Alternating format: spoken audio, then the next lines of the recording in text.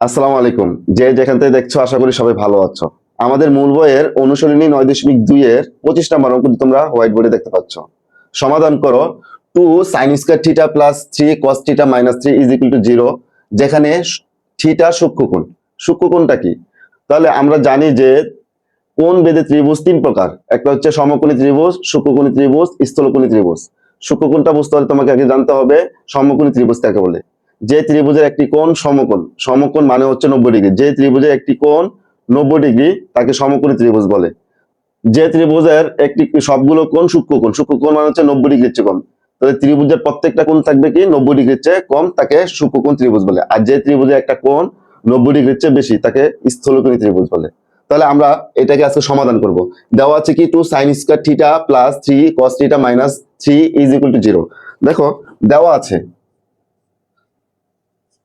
দেওয়া আছে 2 sin square theta 2 sin square theta plus 3 cos theta minus 3 is equal to 0। এখন দেখো যে এখানে ত্রিকোণমিতি অনুপাতের দুইটা অনুপাত দেওয়া আছে, একটা সাইন আর একটা হচ্ছে কস। এই দুইটা অনুপাত দেওয়া আছে, যে কোনো আমরা একটা অনুপাতে যাব। তাহলে আমরা দেখো সাইন স্কয়ার থিটা এটা পরিবর্তে কি লিখতে পারি? ত্রিকোণমিতি অবদাবলীর সূত্র থেকে জানি আমরা যে sine square theta plus cos square theta is equal to 1। আমরা যদি সাইন স্কয়ার থিটার মানটা বের করতে যাই, সাইন স্কয়ার থিটা সমান সমান এই 1টা আগে ছিল, এই আগে দিলাম। এই যে cos স্কয়ার থিটাটা এটা চিহ্ন কি প্লাস, এটা যদি ওই পাশে চলে যায় কি হয়ে যাবে মাইনাস। তাহলে মাইনাস cos স্কয়ার থিটা। তাহলে আমরা sin স্কয়ার থিটার পরিবর্তে আমরা কি লিখতে পারি? 1 মাইনাস cos স্কয়ার থিটা লিখতে পারি। তাহলে দেখো আমরা লিখে দেই, বা 2 1 মাইনাস cos স্কয়ার থিটা এই প্লাস চিহ্ন নিলাম, 3 cos থিটা লিখলাম। এই মাইনাস চিহ্ন 3 লিখলাম ইজ ইকুয়াল টু 0। আমাদের কাজ হচ্ছে এই ব্র্যাকেটটা উঠাই দেওয়া। তাহলে ব্র্যাকেটের আগে যে সংখ্যাটা আছে, এই ব্র্যাকেটের আগে একটা সংখ্যা আছে, সংখ্যাটার মাঝে কোনো চিহ্ন নেই। চিহ্ন না থাকলে আমরা বুঝবো যে এটা গুণ অবস্থায় আছে। তাহলে এই 2 এর চিহ্ন হচ্ছে এখানে। তাহলে এই চিহ্নগুলো প্রথমে গুণ করতে হবে। এই ব্র্যাকেটের প্রত্যেকটা রাশির চিহ্নের সাথে এই 2 এর চিহ্ন গুণ করতে হবে। তাহলে 2 এর চিহ্ন আছে বাম দিকে। আমরা জানি যে প্রত্যেকটা রাশির তার বাম দিকে তার চিহ্নটা থাকে। যেহেতু 2 এর সামনে চিহ্নটা আছে, চিহ্নটা যেহেতু দেখা যায় না, এটা আমরা প্লাস চিহ্ন ধরে নেব। তাহলে এটা প্লাস, আর 1 এর চিহ্ন 1 এর সামনে আছে, যেহেতু দেখা যায় না, এটাও প্লাস। প্লাসে প্লাসে প্লাস 1 দিয়ে যদি 2 কে আমরা গুণ করি, তাহলে 2 কে 2। আবার এটা হচ্ছে মাইনাস, এটা হচ্ছে প্লাস। প্লাসে মাইনাসে মাইনাস, এই 2 দিয়ে যদি cos স্কয়ার থিটাকে গুণ করি, 2 cos স্কয়ার থিটা। এই প্লাস চিহ্ন দিলাম, 3 cos থিটা লিখলাম, মাইনাস 3 ইজ ইকুয়াল টু 0। এখন দেখো এটা হচ্ছে প্লাসের 2, এখানে আছে মাইনাসের 3। তাহলে কে বেশি? মাইনাস 3 বেশি। তাহলে কত বেশি? মাইনাস 1 বেশি। তাহলে মাইনাসের 3 থেকে যদি প্লাসের 2 চলে যায়, তাহলে মাইনাস 1 থাকে। আমরা লিখি দেখো, বা তাহলে মাইনাস 1 থাকে। তাহলে এটা আমরা আগে লিখে নিচ্ছি, 2 cos স্কয়ার থিটা, এই প্লাস চিহ্ন দিলাম, 3 cos থিটা। এই যে এই 2 আর 3 এর মধ্যে যে আমরা একটা বিয়োগ করছি, তাহলে কি হয়েছিল? মাইনাস 1 ছিল, ইজ ইকুয়াল টু 0। এখন আমরা উভয় পক্ষকে কি করব? মাইনাস 1 দ্বারা গুণ করব। যদি আমি এটাকে মাইনাস 1 দ্বারা গুণ করি, দেখো, বা আমি যদি মাইনাস 1 দ্বারা এটাকে গুণ করি, তাহলে মাইনাস 1, এই যে মাইনাস 1 দ্বারা যদি গুণ করি, এই মাইনাস মাইনাসে মাইনাসে প্লাস 1 দিয়ে এই 2 cos স্কয়ার থিটাকে গুণ করলে 2 cos স্কয়ার থিটা। আবার এই মাইনাস আর মাইনাসে গুণ করলে প্লাসে মাইনাসে মাইনাস 1 দিয়ে যদি 3 cos থিটাকে গুণ করি, 3 cos থিটা। আবার মাইনাসে মাইনাসে প্লাস 1 দিয়ে 1 কে গুণ করলে 1 ইজ ইকুয়াল টু, দেখো এইটাকে এই পুরাটাকে আমরা কি করছি? মাইনাস 1 দ্বারা গুণ করছি। এই মাইনাস 1 দ্বারা যদি 0 কে গুণ করি, তাহলে 0। এখন আমরা উৎপাদক করব। উৎপাদকের এটা কিভাবে উৎপাদক করবে? এই অঙ্কটা উৎপাদক করার আগে এটাকে বুঝতে হবে এটা কি প্লাসের অঙ্ক না মাইনাসের অঙ্ক। এটা বোঝার জন্য আমরা ইতিমধ্যে আমাদের চ্যানেলে একটা উৎপাদকের একটা ক্লাস নিয়েছি, সেটা আমাদের চ্যানেল দেওয়া আছে। তোমরা চাইলে অবশ্যই সেই ভিডিওটা দেখে আসতে পারো। আমি ডিসক্রিপশন বক্সে সেই ভিডিওটির লিংক দিয়ে দিব। দেখো প্রথমত আমাদের চিন্তা করতে হবে এই অঙ্কটা কি প্লাসের না মাইনাসের। তাহলে এটা কিভাবে বুঝবো? তাহলে বোঝার জন্য দেখো, এখানে একটা রাশি, এখানে একটা রাশি, এখানে একটা রাশি, তাহলে কয়টা রাশি হলো? 3টা রাশি। তাহলে প্রত্যেকটা রাশি তার বাম দিকে তার চিহ্নটা থাকে। তাহলে 2 cos স্কয়ার থিটার চিহ্নটা আছে এখানে। এখানে যেহেতু দেখা যায় না, তাহলে এটা আমরা মনে মনে প্লাস চিহ্ন ধরে নিই। আবার 3 cos থিটার চিহ্ন হচ্ছে এইটা, তাহলে এটা হচ্ছে মাইনাস, আর এই 1 এর চিহ্ন হচ্ছে প্লাস। তাহলে কয়টা চিহ্ন পেলাম? এখানে একটা চিহ্ন পেলাম, এখানে একটা চিহ্ন পেলাম, এখানে একটা চিহ্ন পেলাম, 3টা চিহ্ন পেলাম। তাহলে আঙ্গুল দিয়ে এইভাবে ধরো, দুই পাশের বা দুই ধারের এই চিহ্নগুলো প্রথমত গুণ করতে হবে। তাহলে এখানে আছে প্লাস, এখানে আছে প্লাস, তাহলে plus into plus, plus into plus সমান সমান প্লাস। অঙ্কটা আমাদের যুগের, অর্থাৎ যুগের মানে হচ্ছে আমরা আমাদের অঙ্কটা আমাদের যুগের। তারপরে দুই দ্বারের সংখ্যা গুণ করতে হবে। এখানে 2 আর এখানে হচ্ছে 1, 1 আর 2 যদি গুণ করি, 2 কে 2, এটা হচ্ছে আমাদের গুণফল। তাহলে গুণফলকে আমরা গুণনীয়ক আকারে ভাঙবো। কিভাবে ভাঙি দেখো, তাহলে 2 কে আমরা কি লিখতে পারবো? 1 গুণন 2 লিখতে পারি। তাহলে এই 1 গুণন 2 লিখলে তো আবার 2ই হয় গুণ করলে। তাহলে এটা হচ্ছে 2 এর গুণনীয়ক হচ্ছে 1 এবং 2, এটা হচ্ছে 2 এর গুণনীয়ক। এই গুণনীয়কটাকে আমাদের অঙ্কটা কি ছিল? যুগের ছিল। এই গুণনীয়কটাকে যোগ করলে আমাদের মধ্য সংখ্যা হয় কিনা? অবশ্যই মাঝখানের সংখ্যাটা হচ্ছে। তাহলে আমাদের অঙ্কটা হচ্ছে যুগের, আর আমরা দুই দ্বারা সংখ্যা গুণ করে পেয়েছি 2, আর 2 কে গুণনীয়ক আকারে ভাঙছি 1 গুণন 2। তাহলে এই 2 এই দুইটা সংখ্যাকে যদি যোগ করি, যোগ করলে আমাদের কি হয়ে যায়? মাঝখানের সংখ্যাটা হয়ে যায়। তাহলে আমরা কি করব? 1 আর 2 নিয়ে কাজটা করব। দেখো, বা 2 cos স্কয়ার থিটা। তাহলে এরপর দেখো, প্রথমে লিখবো এটা, লিখি দেখো -2 cos থিটা। এরপরে কি আছে? 1 আছে, 1 তো আর দিতে হবে না, যেহেতু এই 3 চলক কি cos থিটা, তাহলে minus cos theta, A plus A 1 1 is equal to 0। তাহলে এই জায়গাটা একটু বুঝাই, আমি বলি। তাহলে এখানে কি আছে? -3 cos থিটা আছে। তাহলে এই দুইটার চিহ্ন -2 cos theta minus cos theta কেন হলো? তাহলে এই দেখো, যে অঙ্ক যদি উৎপাদকের অঙ্কে যদি যোগের হয়, প্লাসের হয়, তাহলে গুণ করার পরে গুণফলকে ভাঙলে যে গুণনীয়ক দুইটা বের হবে, ওই গুণনীয়ক দুইটিকে যোগ করলে মাঝখানের সংখ্যাটা আমরা পাই, আর ওই দুইটি সংখ্যার চিহ্ন হবে মাঝের চিহ্নটা। অর্থাৎ এই মাঝখানের চিহ্ন মাইনাস আছে, এই জন্য আমাদের মাইনাস চিহ্নটাই বসাতে হবে। তুমি যদি চিন্তা করো, এইভাবে চিন্তা করো যে এখানে -3 cos থিটা, তাহলে দেখো এখানে মাইনাসের 2টা cos থিটা, এখানে মাইনাসের 1টা cos থিটা, তাহলে মাইনাসের কয়টা cos থিটা হলো? 3টা cos থিটা। তাহলে আমরা যদি এটাকে আমরা যোগ করে দিই, তাহলে আমরা আগের অবস্থায় ফিরে যেতে পারবো। এখন দেখো, এতটুকু জায়গার মধ্যে আমরা কি নিব? কমন নিব। কমন মানে হচ্ছে, বা ছোট সংখ্যা কমন নিব। তাহলে এখানে 2 cos স্কয়ার থিটা আছে, এখানে আছে 2 cos থিটা। তাহলে এই দুইটার মধ্যে এটা ছোট, এটা আমরা কমন নিলাম, 2 cos থিটা কমন নিলাম। 2 cos থিটা কমন নিলে এখন অত্যন্ত জরুরি বিষয় হচ্ছে যে চিহ্ন গুণ করা। আমরা অনেকেই এটা বুঝি না যে এই সংখ্যাগুলো আমরা কিভাবে লিখছি।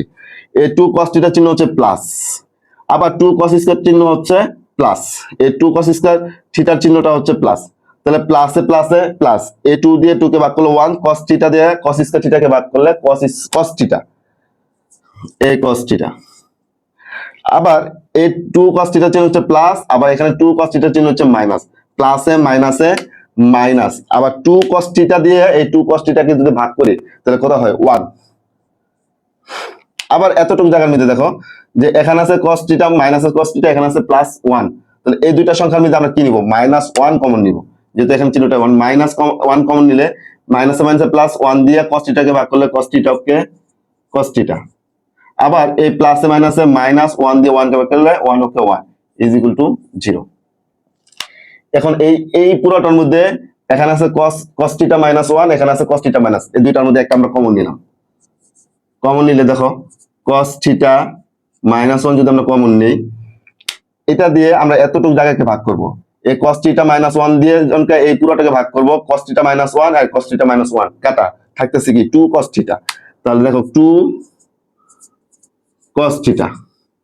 আবার এই cos থিটা -1 দিয়ে যখন এই পুরোটাকে ভাগ করব, তখন এই cos থিটা -1 আর cos থিটা -1 কাটা, থাকতেছে কি -1, এই -1 ইজ ইকুয়াল টু 0।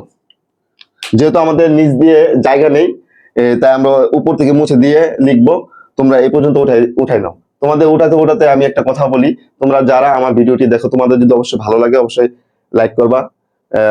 অবশ্যই কেমন লাগলো ভিডিওটি সেই মতামত জানাতে কমেন্ট বক্সে কমেন্ট করবা।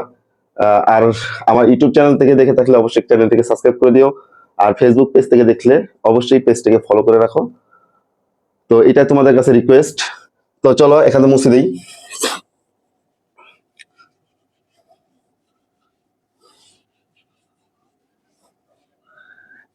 এই যে একটা রাশি, এই একটা রাশি, এই দুইটা রাশির মাঝে কোনো চিহ্ন নেই। চিহ্ন না থাকলে এটা কি অবস্থা আছে? গুণ অবস্থায় আছে। তাহলে দুইটা রাশির গুণফল যদি শূন্য হয়, তাদের এই দুইটা রাশির, দেখো একটা রাশি একটা রাশি, এই দুইটা রাশি মাঝখানে, এই দুইটা ব্র্যাকেটের মাঝখানে কোনো চিহ্ন নেই। চিহ্ন না থাকলে আমরা কি বুঝি? যে গুণ অবস্থায় আছে। তাহলে এই দুইটা রাশি গুণফল, দুইটি রাশির গুণফল যদি শূন্য হয়, তাদের যে কোনো একটির মান শূন্য হবে। এই কথাটা, এই বাংলা কথাটা তোমরা লিখলেও পারো, না লিখলেও কোনো সমস্যা নেই। দেখো, হয় হয় 2 cos θ - 1 = 0। এটার মানও 0, এটার মানও 0। আমরা এই 2 cos θ - 1 = কত? 0। বা 2 cos θ, এই সমান সমানটাকে যদি নদী ধরো, এই -1টা এই নদী পার হয়ে ওই পাশে চলে গেলে কি হয়ে যাবে? +1 হয়ে যাবে, প্লাস হয়ে যাবে। অর্থাৎ 0-র সাথে যদি এই 1টা যোগ করে দাও, তাহলে কি হয়ে যাবে? 1 আর 0 যোগ করলে 1। বা এই cos এর সাথে 2টা গুণ অবস্থায় আছে, তাহলে এই সমান সমান ওই পাশে গেলে কি হয়ে যাবে? ভাগ হয়ে যাবে। তাহলে cos θ সমান সমান 1টা উপরে চলে যাবে, 2টা নিচে চলে আসবে। বা cos θ সমান সমান, এই যে এখানে হাফ পেলাম, 1/2 পেলাম, তাহলে 1/2টা cos কত ডিগ্রির মান? মুখস্থ ছাড়াই কিভাবে তুমি ত্রিকোণমিতি অনুপাতগুলো বের করবা সেই সম্পর্কে একটি ক্লাস আমরা ইউটিউবে দিয়েছি। সেই ক্লাসটির লিঙ্কও দেওয়া থাকবে, তোমরা চাইলে দেখে আসতে পারো। মুখস্থ করা লাগবে না, একদম মুখস্থ করা লাগবে না। শুধু জাস্ট ওই ভিডিওটা দেখলেই তুমি বুঝতে পারবা যে কিভাবে ত্রিকোণমিতি অনুপাতগুলোর মান বের করতে হয়। দেখো, আমরা তারপরও কিছু মান মুখস্থ করে রাখবো প্রয়োজনে। আমরা মনে করো যে cos θ র মানগুলো আমরা জানি না, তাহলে cos θ র মানগুলো জানি না, আমরা কি করব? sin θ র মানগুলো আমরা সবসময় মুখস্থ রাখি। সাইন গুলো মানগুলো যদি তুমি মুখস্থ রাখো, দেখো আমরা সাইন গুলো মানগুলো আগে লিখি। sin θ সমান সমান sin 0 ডিগ্রি মান 0, sin 30 ডিগ্রি মান 1/2, sin 45 ডিগ্রি মান হচ্ছে 1/√2, sin 60 ডিগ্রি মান হচ্ছে √3/2, sin 90 ডিগ্রি মান হচ্ছে 1। তাহলে এটা হচ্ছে সাইনের মান। এই সাইনের মানগুলো যদি এদিক থেকে উল্টো করে গণনা করি, তাহলে আমরা কার মান পাবো? cos এর মান পাবো। তাহলে এটা হচ্ছে cos 0 ডিগ্রি মান, এটা cos 30 ডিগ্রি মান, এটা cos 45 ডিগ্রি মান, এটা cos 60 ডিগ্রি মান, এটা cos 90 ডিগ্রি মান। তাহলে cos 60 ডিগ্রি মান কত? 1/2। তাহলে আমরা লিখতে পারি cos 60 ডিগ্রি, cos 60 ডিগ্রি। এখান থেকে cos, এখান থেকে cos যদি আমরা বাদ দিই, তাহলে থিটা ইকুয়াল টু কত থাকতেছে? অতএব থিটা ইকুয়াল টু 60 ডিগ্রি। আবার আমাদের আরেকটা ছিল cos θ - 1। তাহলে cos θ - 1 = 0। বা cos θ এর সমান সমান, এই -1টা যদি এই পাশে আসে +1। বা cos কত ডিগ্রি মান? +1। দেখো, এখান থেকে যদি গণনা করি, এটা যে সাইনের মানগুলো এইভাবে আসছে, এদিক থেকে গণনা করলে আমরা কি পাবো? cos এর মানগুলো পাবো। তাহলে cos 0 ডিগ্রি মান হচ্ছে 1, তাহলে এটা হচ্ছে cos 0 ডিগ্রি মান। তাহলে cos θ সমান সমান cos 0 ডিগ্রি, cos 0 ডিগ্রি। এখান থেকে cos, এখান থেকে cos বাদ দিলে থিটা ইকুয়াল টু 0 ডিগ্রি। এটা কি?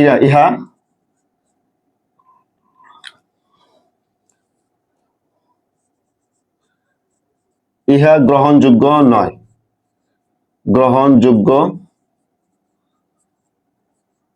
নয়। কারণ থিটা সূক্ষ্ম কোণ।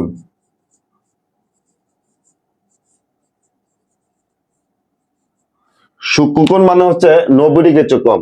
এই নয় যে সূক্ষ্মকোণ মানে হচ্ছে 0 ডিগ্রি। সূক্ষ্মকোণ কখনো 0 ডিগ্রি না। সূক্ষ্মকোণ 0 থেকে বড় এবং 90 থেকে ছোট, এই কোণটা হচ্ছে সূক্ষ্মকোণ। তাই এই থিটা ইকুয়াল টু 0 এটা গ্রহণযোগ্য নয়। অতএব নির্ণয়